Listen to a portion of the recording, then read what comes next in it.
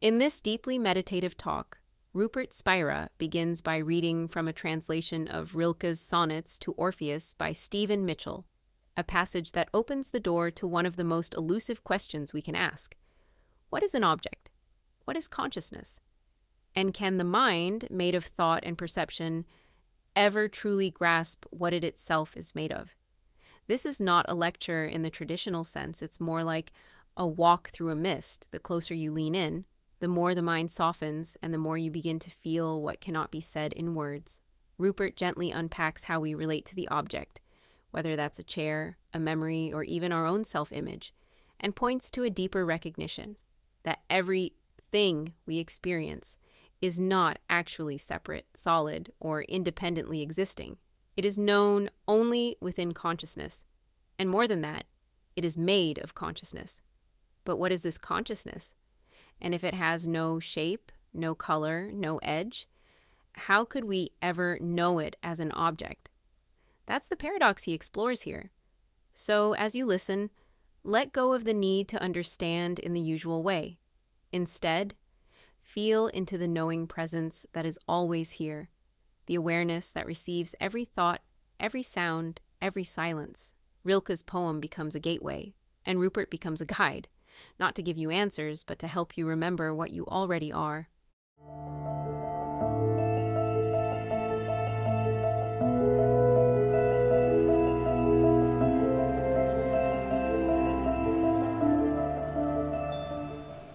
I would like to begin with Stephen Mitchell's rendition of a poem, one of Rilke's sonnets to Orpheus, in which Rilke explores what an object, and by extension, the world truly is.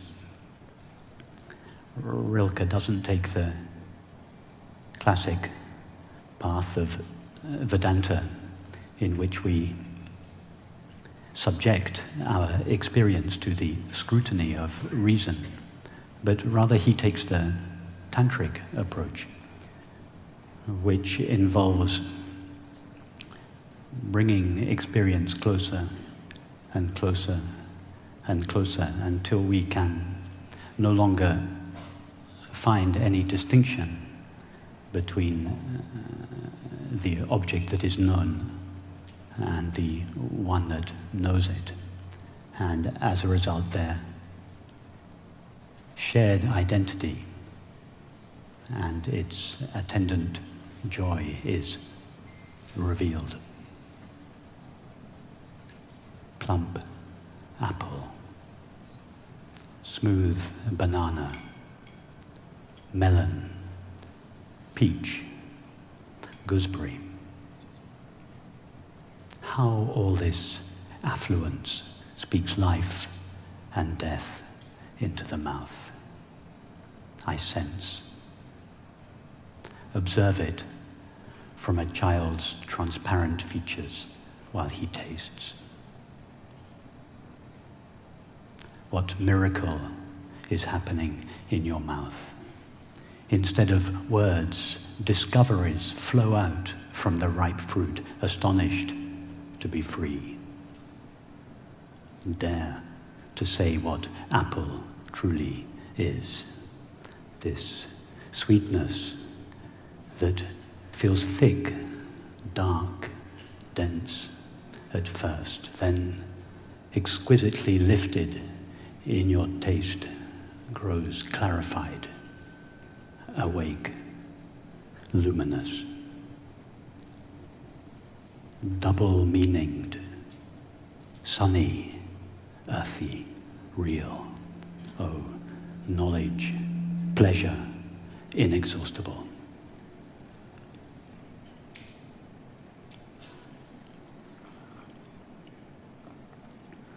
Dare to say what apple truly is. Do we know what the world truly is? After all, our knowledge of the world appears in and is known by the mind. And just as snow appears orange to one who is wearing orange-tinted goggles, so the world, although in reality it is an exteriorization of the essence of mind, it always appears in accordance with the limitations of the mind with which it is known. And therefore the mind's knowledge of the world can only ever be as good as its knowledge of itself. Therefore the mind can embark on no greater venture than to explore the nature of itself, its own reality, unless and until the mind explores its own essential nature. It cannot know anything certain about the world.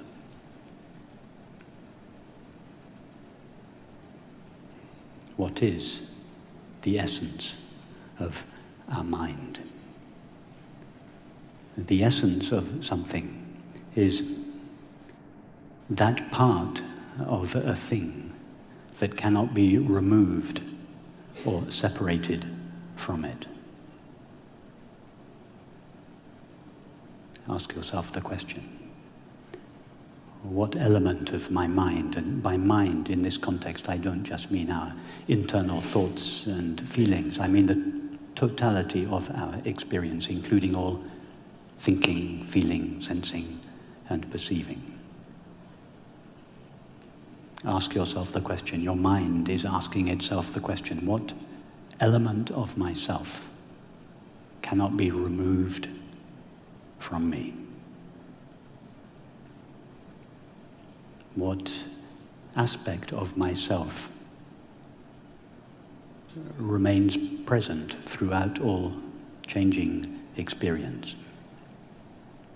Only that qualifies as the essence or essential nature of the mind.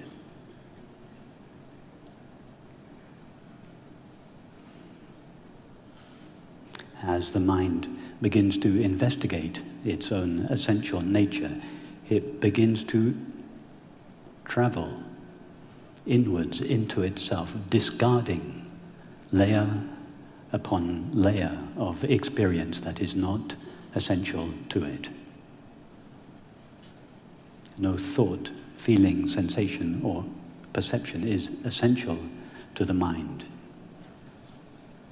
These are always appearing and disappearing, but there is one element of the mind that remains continuously present throughout all experience, throughout the three states of waking, dreaming, and sleeping. What is that?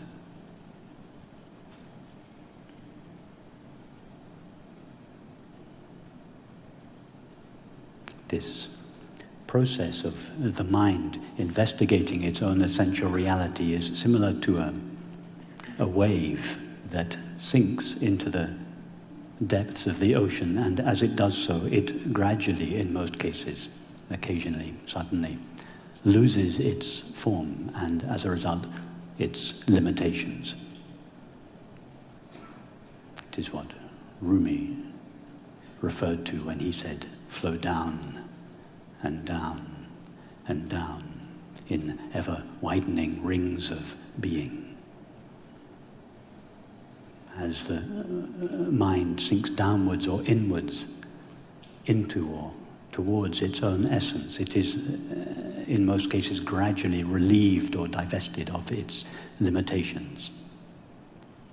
The process Ramana Maharshi referred to as sinking the mind into the heart of awareness. And at some point when the mind is fully divested of its limitations, its essence, pure knowing or consciousness, stands revealed to itself.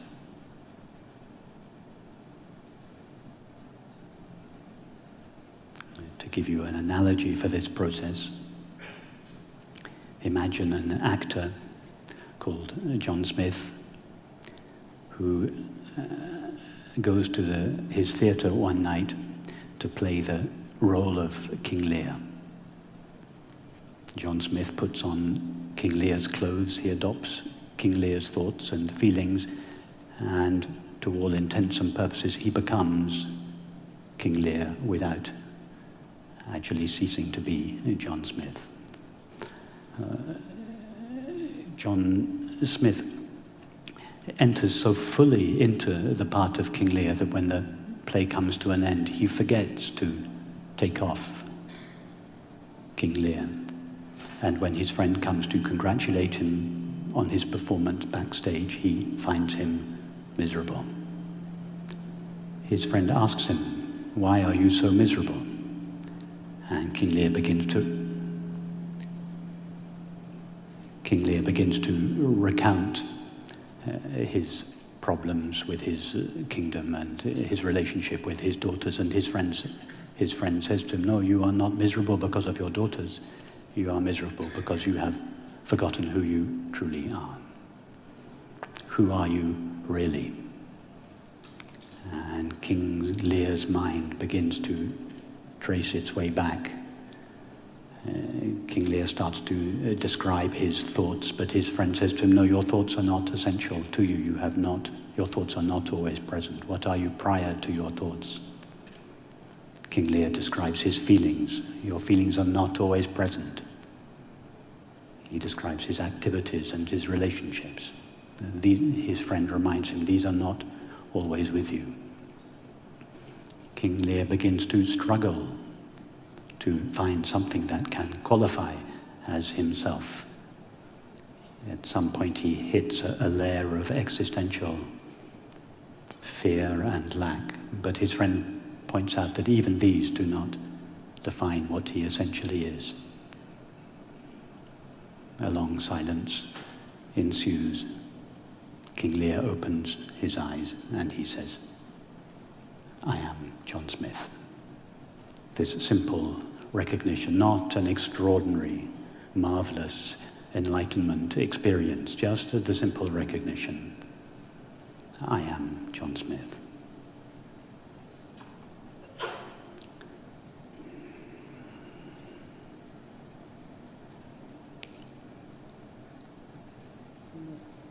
King Lear, of course, represents the finite mind. John Smith represents its essence, pure consciousness. Although it is King Lear that investigates his experience, we cannot say that it is King Lear that recognizes his true nature. Only John Smith knows the experience, "I am John Smith."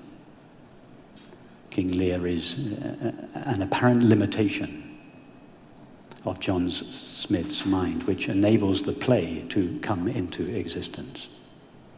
But in order to know himself, John Smith does not need to assume the form of King Lear. John Smith knows himself by himself, through himself. As the 13th century Sufi mystic Balayani said, "No one sees him except himself. No one reaches him except himself. No one knows him except himself. He knows himself through himself. He reaches himself by means of himself alone. Only he knows him."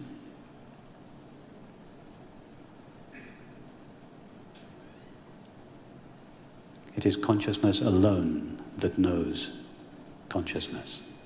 Consciousness assumes the form of the mind in order to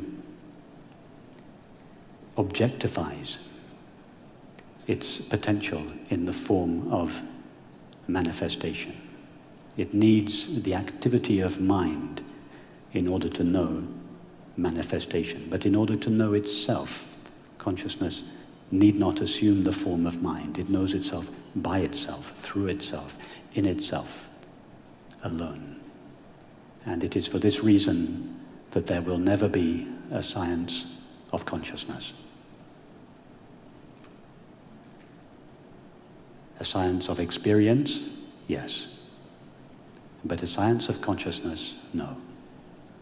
If by science we mean an activity of thought and perception, in other words, an activity of mind, it is impossible for mind to know its own essence, although mind is, of course, only made out of that essence. The mind that seeks consciousness is like a character in a movie that travels the world in search of the screen. She never finds the screen in her world, and yet everything she finds is made of the screen. Likewise, science, if by science we mean an activity of thought and perception, will never find consciousness in the field of thought and perception, although everything it finds is made of consciousness. In the form of mind, it will never know consciousness because the mind superimposes its own limitations on everything that it perceives, and whatever it perceives, it experiences in accordance with its own limitations. Let me give you another analogy that better illustrates the relationship between consciousness and the mind or experience.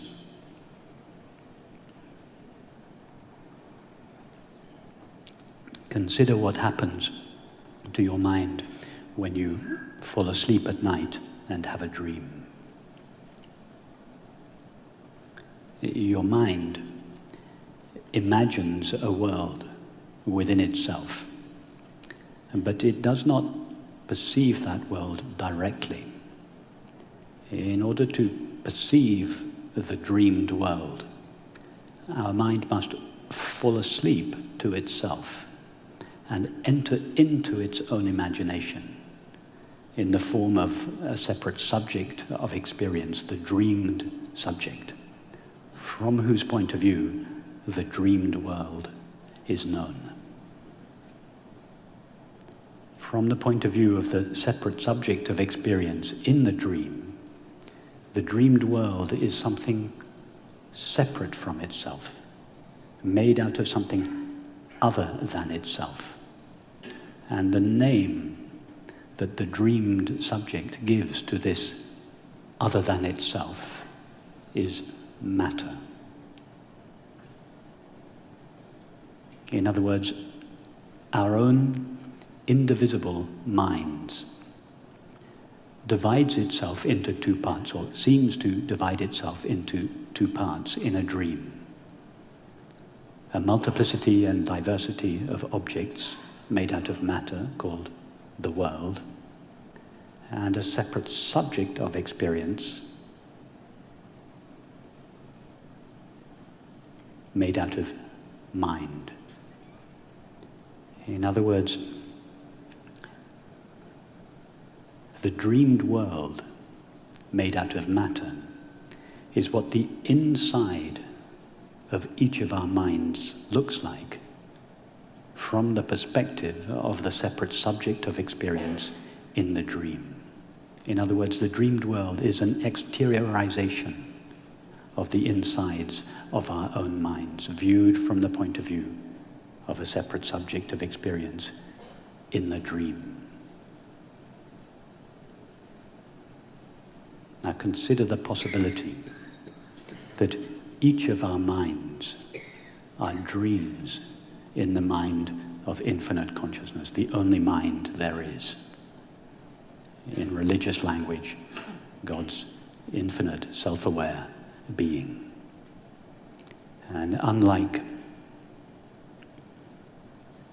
each of our minds, which can only have one dream at a time, consider the possibility that infinite consciousness can have numerous dreams simultaneously, and that each of our minds, that is the totality of each of our experiences, is a dream simultaneously precipitated within and made of the only mind that truly is infinite consciousness, or God's infinite self-aware being.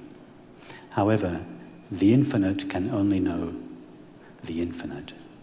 The finite can only be known for the finite, by the finite. So it is consciousness itself who is dreaming the world within itself.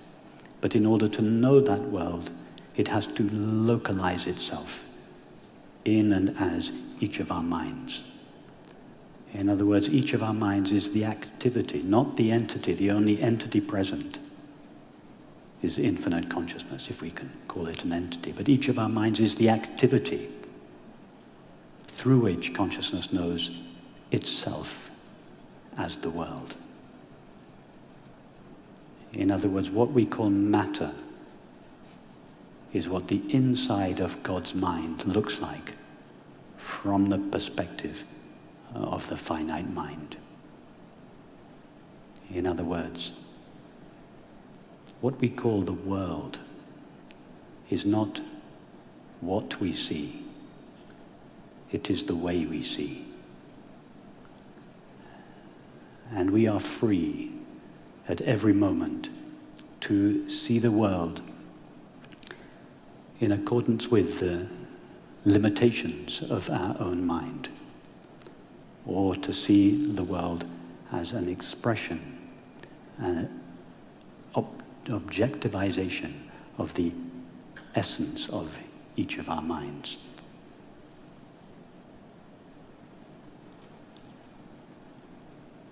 And the world is very obliging. It appears in accordance with whatever we believe about it.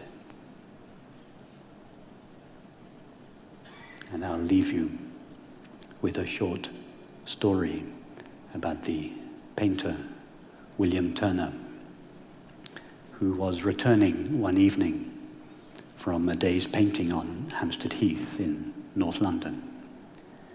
And one of the local residents came up to him and said, could I have a look at your painting, Mr. Turner? So Turner shows him the painting. The resident ponders it for a while, and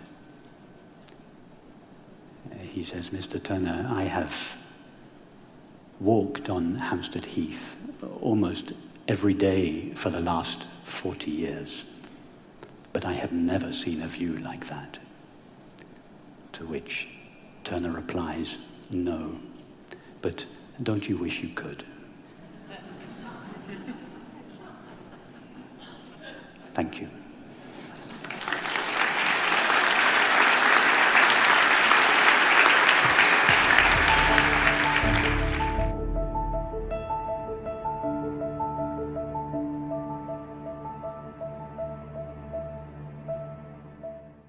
So we come to the end, not with answers, but with a quiet unveiling. The world we thought we were looking at from a distance turns out to be made of the same substance as the one who sees. The object and the observer are not two.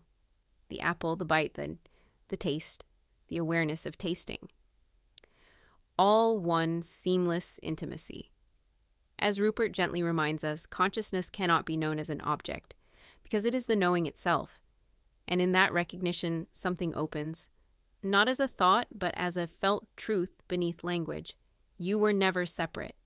You were never looking at life from the outside. You are the seeing. You are the tasting. You are the peace that holds it all. So don't try to grasp this. Just rest in the knowing that is always here. So close, in fact, that it is often missed.